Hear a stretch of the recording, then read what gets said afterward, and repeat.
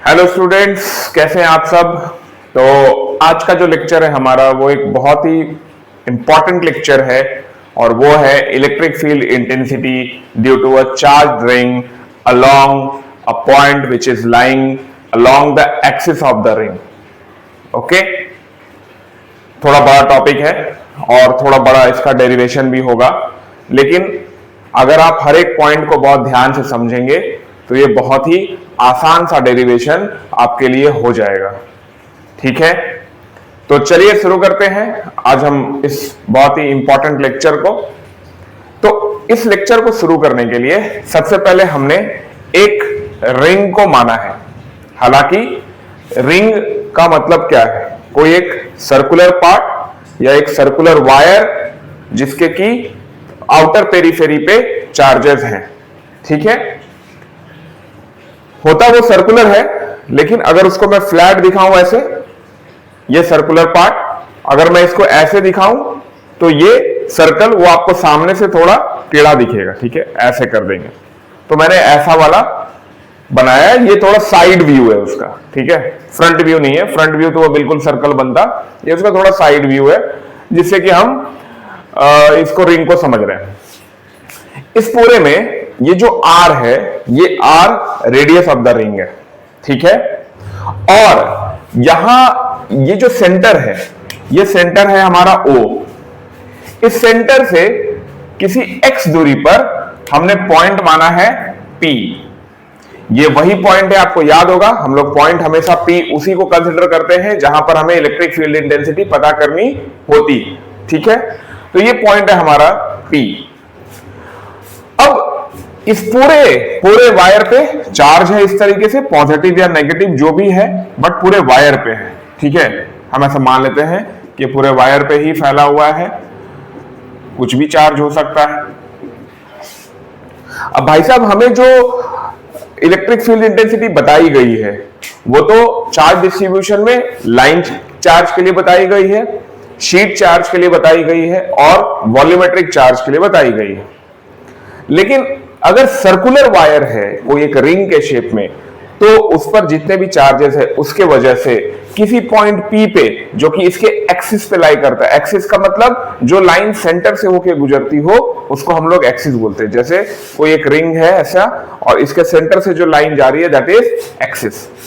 तो ये जो एक्सिस पे लाई कर रहा है पॉइंट P, इसके अलोंग या इस पॉइंट पर इलेक्ट्रिक फील्ड की वैल्यू क्या होगी, इलेक्ट्रिक फील्ड इंटेंसिटी की वैल्यू क्या होगी। तो उसके वजह से हमने क्या करा है, हम इस पूरे रिंग को, चूंकि हम एक साथ नहीं निकाल सकते, तो हम इस पूरे रिंग को एक छोटे छोटे एलिमेंट्स में तोड़ दिए हैं।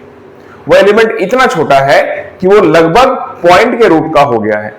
याद करिए, पिछले लेक्चर्स में हमने आपको बताया था कि हम सिर्फ और सिर्फ पॉइंट की वजह से ही इलेक्ट्रिक फील्ड जानते हैं, पॉइंट चार्ज की वजह से। और वो कितनी होती है, वो होती है 1/4πε0 Q/r²। ठीक है, जब सोर्स चार्जेस होता है तो चूंकि ये बहुत सारा चार्ज है तो हम इसको पॉइंट चार्ज का फॉर्मूला तो नहीं लगा सकते, इसलिए हमने क्या करा है, इस रिंग को बहुत छोटे छोटे एलिमेंट्स में तोड़ दिया है। चूंकि एक हम यहां इसको मान चुके हैं, इसको हम ऐसा dl मान लेते हैं। ठीक है, लेट अस सपोज कि ये एक dl एलिमेंट्स में तोड़ा गया है। इसका अगर पूरा रेडियस r है तो इस रिंग की जो सरकमफ्रेंस होगी वो कितनी होगी, तो सरकमफ्रेंस होगी 2πr। कैसे, याद है आपको, सरकमफ्रेंस ऑफ सर्कल क्या होती है, वो होती है 2πr। तो ये एक एक्चुअली में सर्कल ही तो है जिसका रेडियस r है। ठीक है, और एक चीज और हमें कंसिडर करना है कि इस रिंग पर जो टोटल चार्ज है वो Q है। जो चीजें हम कंसिडर कर रहे हैं उसको हम लिख भी लेते हैं। Let total charge on ring be Q। मान लिया कि रिंग पे जो टोटल चार्ज है वो Q है। अगर रिंग पे टोटल चार्ज Q है और इसका सरकमफ्रेंस 2πr है, तो चार्ज पर यूनिट लेंथ क्या है, तो चार्ज पर यूनिट लेंथ याद है हमेशा हम लोग लिखा करते हैं चार्ज पर यूनिट लेंथ क्या है, तो चार्ज पर यूनिट लेंथ है 2 पाई आर, सॉरी एक यूनिट लेंथ पे क्यू चार्ज है, एक यूनिट लेंथ पे क्यू चार्ज है, तो 2 पाई आर लेंथ पे कितनी चार्ज, यूनिटरी मेथड लगाइए क्यू अपॉन 2 पाई आर, ठीक है। पूरे 2 पाई आर लेंथ पर क्यू चार्ज है, तो एक यूनिट लेंथ पर चार्ज कितनी होगी, that is charge per unit length, और ये कितनी लिखी जाती है, चार्ज पर यूनिट लेंथ लिखी जाएगी क्यू अपॉन 2 पाई आर। इस वैल्यू को याद रखेंगे, ठीक है, क्यू अपॉन 2 पाई आर, इसको मैंने यहां पे लिख भी दिया है। क्या क्या हमने माना है, एक बार फिर से रिकॉल करा दो। हमने एक रिंग माना है जिसका रेडियस r है, ये रिंग कैसा है, चार्ज है, ठीक, इसका सेंटर O है, सेंटर से एक लाइन जो जा रही है उसको हम एक्सियल लाइन बोल रहे हैं या वो एक्सिस है, और उस लाइन पर किसी x दूरी पर कोई एक पॉइंट P है, जिस पॉइंट P पर हमें इलेक्ट्रिक फील्ड लिखना है, ठीक है। ये किसी x दूरी पर है, ये x दूरी है पूरा, ठीक है, ये पॉइंट P है जिस पर हमें इलेक्ट्रिक फील्ड लिखना है। तो एक बार वो सारी बातें समराइज कर देता हूं मैं जो माना है। Let there is a charge ring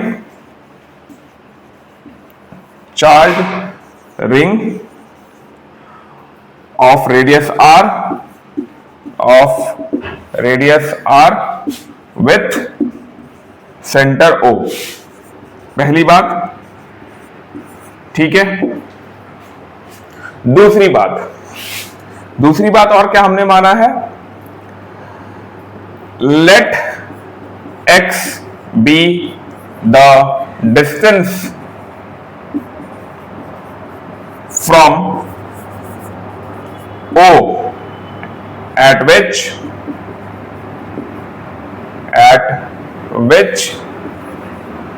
electric field intensity यानी कि E is to be calculated,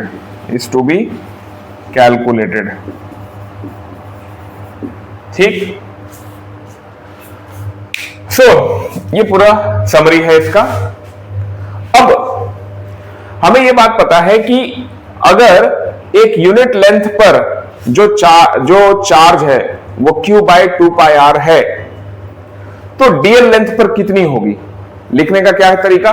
मैंने आपको पहले भी बोला था कि डीएल लेंथ कितनी छोटी है, बहुत छोटी है, इतनी छोटी है कि लगभग वो एक पॉइंट के बराबर है, तो उस पर चार्ज की वैल्यू भी क्या होगी, ओके, तो चार्ज की वैल्यू होगी dq, okay. Let charge be on dl length B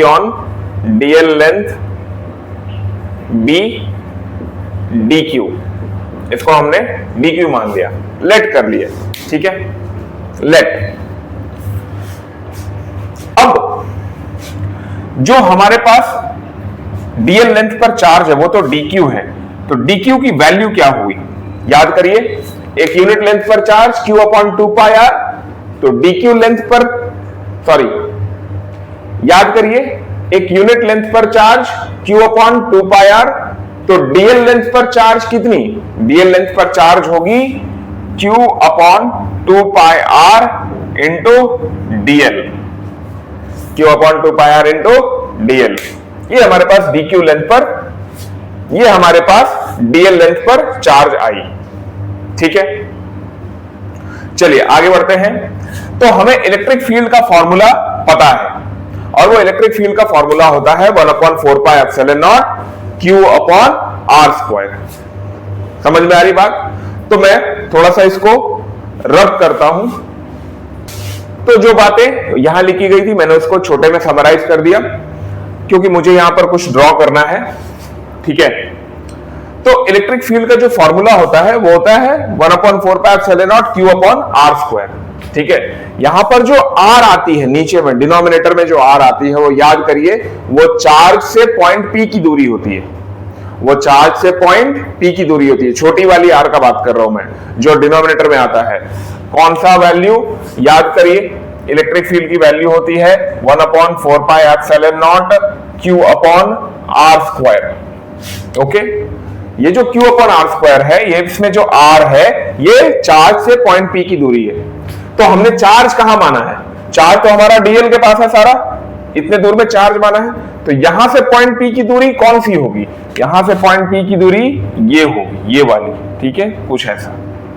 अगर हम ध्यान से देखें तो ये जो चार्ज है इसकी जो इलेक्ट्रिक फील्ड है वो किसी इस डायरेक्शन में आ रही है, पॉइंट पी की तरफ, इस डायरेक्शन में। मान लेते हैं कि ये इस वाले एक्सियल लाइन से एक एंगल बना रहा है अल्फा, ठीक है। अगर ये एक्सियल लाइन से एक एंगल अल्फा बना रहा है तो आपको पता है कि वेक्टोरियली, चूंकि इलेक्ट्रिक फील्ड एक वेक्टर क्वांटिटी है तो हमें वेक्टोरियली इसको रिजॉल्व करना होगा। ये हमारा एक्सियल लाइन है, बिल्कुल बीचों बीच जा रहा है। अगर हम इसको रिजॉल्व करें तो कैसे करेंगे, अगर ये अल्फा है तो ये भी अल्फा है क्योंकि ये वर्टिकली ऑपोजिट एंगल है।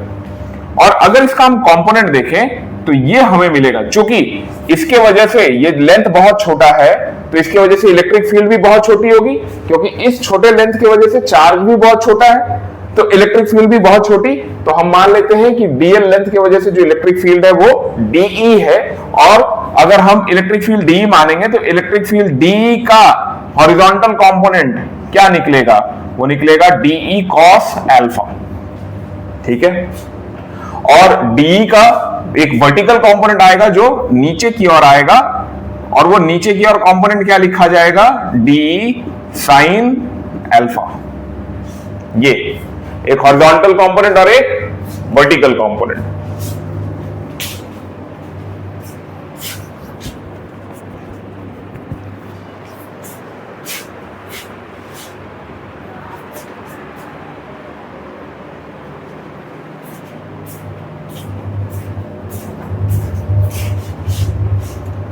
होपफुली यहां तक आपको समझ में आ रहा है।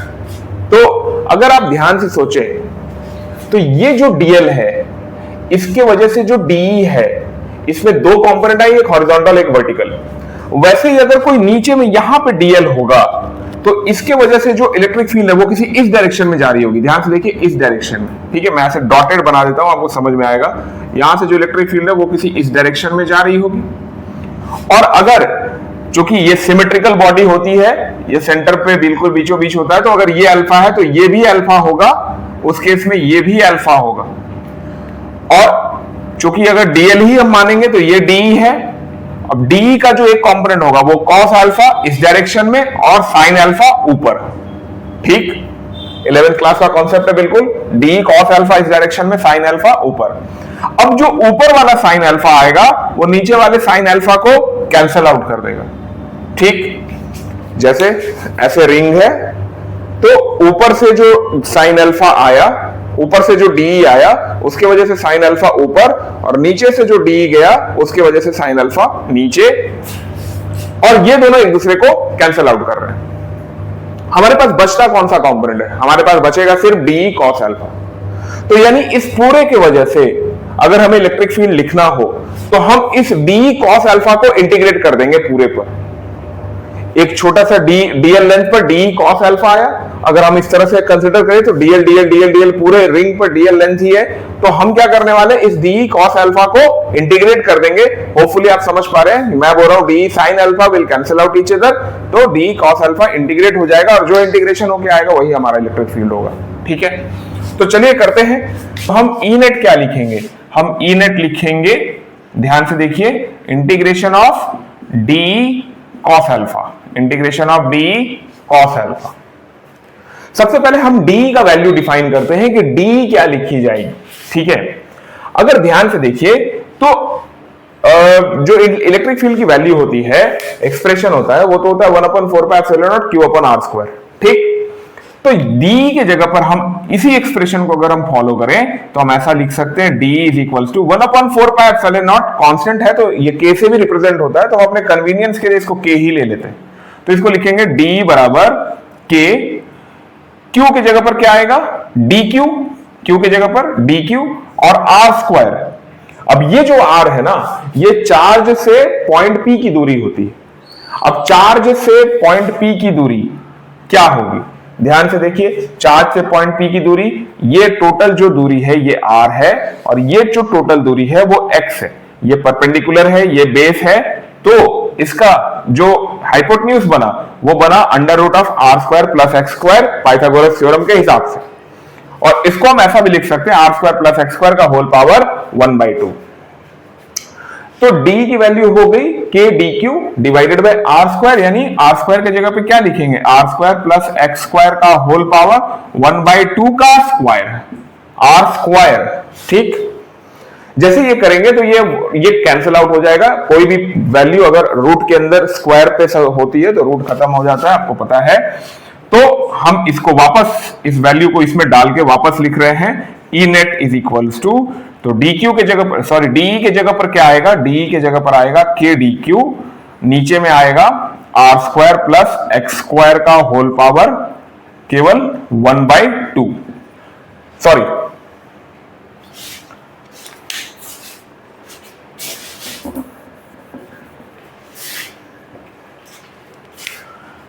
नीचे में आएगा r square plus x square केवल, बस 1/2 तो 2 से कैंसिल आउट हो गया। अब cos अल्फा के लिए भी हमें वैल्यू लिखनी है। cos अल्फा की वैल्यू कैसे लिखी जाए, ध्यान से देखिए, इस ट्रायंगल में देखिए, ये अल्फा है, तो ये इसके सामने वाला जो साइड है वो परपेंडिकुलर है, ये बेस है और ये हाइपोटेन्यूज है। तो cos थीटा का फॉर्मूला होता है बेस बाय हाइपोटेन्यूज।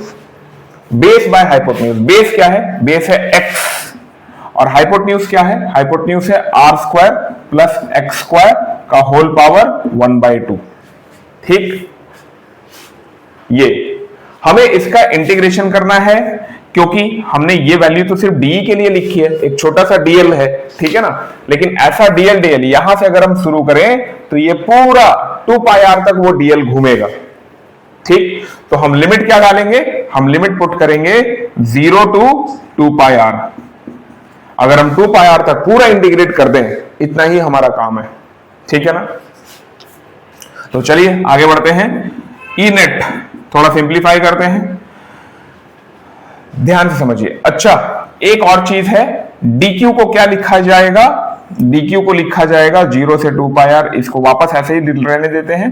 dq को हम लिख सकते हैं, यहां पर देखिए ध्यान से, q upon 2 pi r into dl, तो यहां लिखा जाएगा q dl, और नीचे में आएगा 2 पाई आर, और ये वाला तो एज इट इज रहेगा r square plus x square, और ये वाला भी एज इट इज रहेगा x upon r square plus x square whole power 1/2। अगले स्टेप में देखिए ध्यान से, इन दोनों को अगर ध्यान से देखेंगे तो इनके बेस सेम है, तो इनके पावर ऐड हो जाएंगे, यानी यहां पर पावर 1, यहां पर पावर 1/2 ऐड करेंगे तो टोटल हो जाएगा 3/2। तो हम इसको ऐसा लिख सकते हैं, E net is equals to integration of 0 to 2 pi R K Q DL, या ऐसे लिख लीजिए K Q X into DL divided by 2 pi R bracket में R square plus x square का पावर 3/2। होपफुली यहां तक आप समझ पा रहे हैं, ठीक है। नेक्स्ट जो पार्ट है हमारा वो है इंटीग्रेशन करना। तो इंटीग्रेशन करके हमें वैल्यू डाल के वापस लिखनी है, तो हम यहां पे इस तरफ ले लेते हैं इसको, ठीक है, हमें कन्वीनियंट होगा। अगर हम इसमें ध्यान से देखें, इस पूरे एक्सप्रेशन में आपको पता है कि कांस्टेंट होता है, क्यू भी कांस्टेंट होती है, चार्ज है, ठीक है, और एक पर्टिकुलर पॉइंट के लिए, एक पर्टिकुलर सिचुएशन के लिए एक्स तो आप फिक्स ही करेंगे ना, क्योंकि हमें उसी पर्टिकुलर पॉइंट पे निकालना है। तो एक पर्टिकुलर सिचुएशन के लिए एक्स तो हमेशा फिक्स है, तो उस सिचुएशन के लिए एक्स कांस्टेंट है, ठीक। तो k भी कांस्टेंट, q भी कांस्टेंट, x भी कांस्टेंट, नीचे में 2 कांस्टेंट है, नंबर है, पाई भी कांस्टेंट है, रेडियस बदल नहीं रहा है, रेडियस भी कांस्टेंट है, और इसमें भी रेडियस और x ये दोनों कांस्टेंट है, यानी ये पूरी चीजें इंटीग्रेशन के बाहर लिखी जाएगी। ई नेट वेक्टर, ऊपर में वेक्टर क्वांटिटी लगा दिए, E net is equals to k Q x, numerator में, डिनोमिनेटर में आएगा 2 पाई आर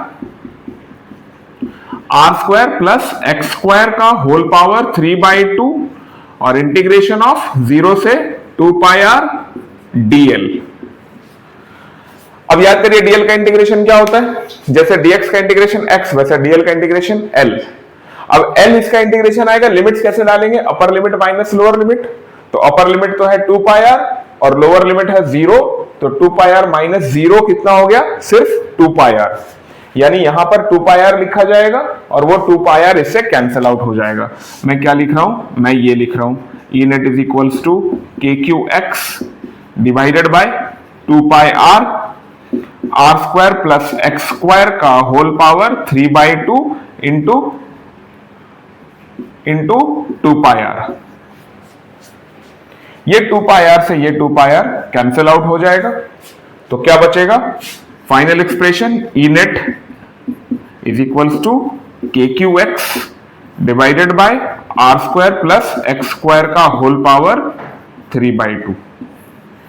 ये फाइनल एक्सप्रेशन आता है इलेक्ट्रिक फील्ड का। ठीक, अब चूंकि ये वेक्टर क्वांटिटी है तो इसका डायरेक्शन भी स्पेसिफाई करना है। इसका डायरेक्शन क्या होगा, इसका डायरेक्शन हमेशा ही एक्सिस के ही अलोंग होता है। Direction will be along the axis, direction will be